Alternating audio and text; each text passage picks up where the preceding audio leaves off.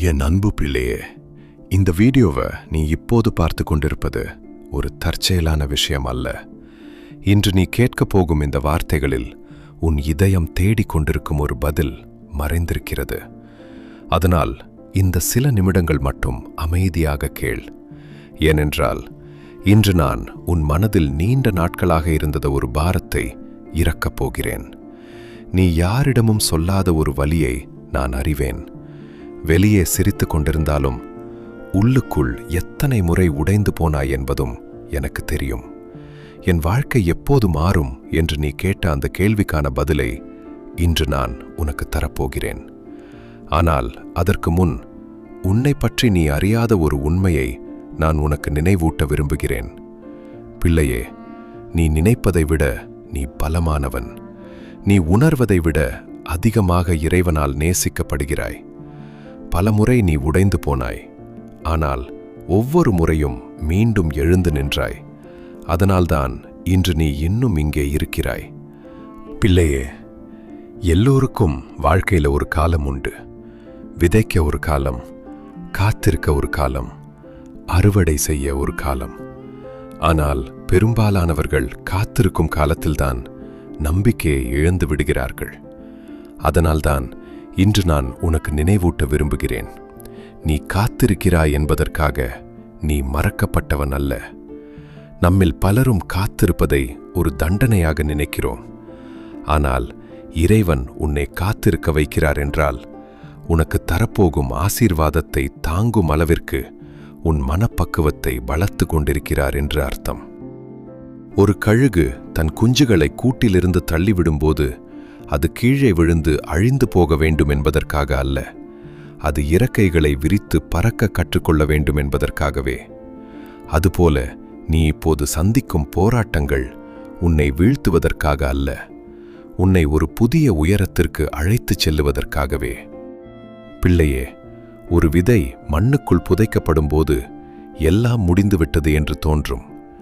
ஆனால் உண்மையில் அங்கேதான் ஒரு புதிய வாழ்க்கை ஆரம்பமாகிறது.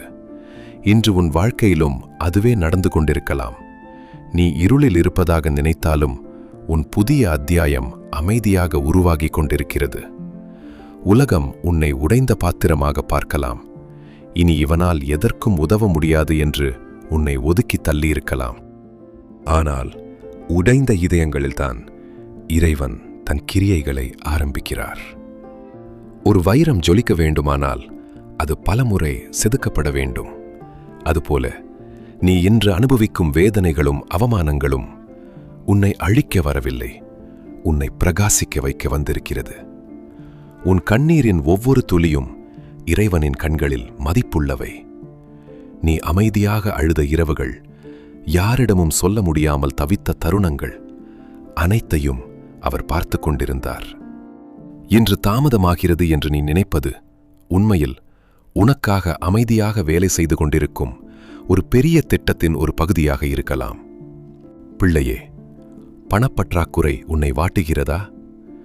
இன்று வரும் வருமானத்திற்கும் நாளை தரவேண்டிய செலவுகளுக்கும் இடையில் நீ போராடிக் கொண்டிருக்கிறாய் என்பதை நான் அறிவேன். எவ்வளவு முயற்சி செய்தாலும் முன்னேற்றம் இல்லை என்று நீ சோர்ந்து போயிருக்கலாம். ஆனால் நினைத்துக்கொள், பாலைவனத்தில் கூட தன் மக்களுக்கு உணவு அளித்த இறைவன் உன்னை மறந்துவிட மாட்டார். உன் கைகளின் உழைப்பை அவர் ஆசீர்வதிப்பார். என்று மூடப்பட்டதாக தெரியும் சில கதவுகள் திறக்கும். நீ எதிர்பார்க்காத வழிகளில் உதவிகள் வரும். கலங்காதே, உனக்கான தேவைகளை அவர் அறிந்திருக்கிறார். பிள்ளையே, உன் குடும்பத்தை பற்றிய கவலை உன்னை தூங்க விடாம செய்கிறதா? பிள்ளைகளின் எதிர்காலம், அவர்களின் படிப்பு, திருமணம், குடும்ப பொறுப்புகள் இவையெல்லாம் உன் மனதை அழுத்தி கொண்டிருக்கலாம். ஆனா நீ மட்டும் அந்த பாரத்தை சுமக்க வேண்டிய அவசியம் இல்லை. உன் குடும்பத்தின் பொறுப்புகளை இறைவனிட ஒப்பட அவர் உனக்கு வழி நடத்துவார். இன்று முடியாதது போல தெரிந்தாலும் நாளை அதிசயமாக நடக்கும் நிகழ்வுகளை நீ காண்பாய். பிள்ளையே, உடலில் இருக்கும் பலவீனம், மனதில் இருக்கும் சோர்வு, இவை இரண்டும் சேர்ந்து உன்னை முடக்கி போட்டிருக்கிறதா? சில நேரங்களில் இப்படி வாழ்வதை விட என்று நினைக்கும் அளவிற்கு உன் உள்ளம் களைத்து போயிருக்கலாம். ஆனால் கவனமாக கேள், உன் வாழ்க்கை இன்னும் முடிவடையவில்லை. உன் கதையின் சிறந்த அத்தியாயங்கள் இன்னும் எழுதப்படவில்லை. உன் உடலுக்கு வலிமையும் உன் மனதிற்கு அமைதியும் உன் ஆன்மாவிற்கு நம்பிக்கையும் திரும்ப வரும். இன்று நீ சுமக்கும் இருள் நிரந்தரமானது அல்ல, விடியல் வரப்போகிறது. பிள்ளையே, சூழ்நிலைகள் எதுவாக இருந்தாலும் உன் விசுவாசத்தை மட்டும் விட்டுவிடாதே. உலகமெல்லாம் முடிந்து விட்டது என்று சொன்னாலும் என் இறைவனால் எல்லாம் கூடும் என்று நீ சொல். அந்த ஒரு நொடி விசுவாசம் உன் வாழ்க்கையின் திசையையே மாற்றும். இப்போது ஒரு நிமிடம் உன் கடந்த காலத்தை நினைத்துப்பார். பலமுறை முடிந்துவிட்டது என்று நினைத்தாய், பலமுறை இனி என்னால் முடியாது என்று நினைத்தாய். ஆனால் இன்னும் நீ நிற்கிறாய், இன்னும் நீ போராடுகிறாய். அதுவே உன் தோல்வி அல்ல, அதுவே உன் பலம். என் அன்பு பிள்ளையே, உன்னிடம் ஒரு இரகசியத்தை சொல்லட்டுமா? நீ என்னை தேடும் நேரத்தை விட உன்னை தேடி நான் வரும் நேரமே அதிகம்.